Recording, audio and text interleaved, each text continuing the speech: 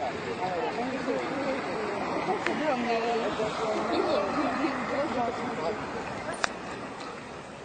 что ты, Игорек? Самолет.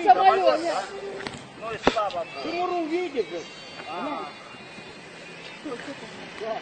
Ну это значит, наверное, летчик господин. Конечно. Да. Красота. А ты на видос снимаешь? Люди все радуются.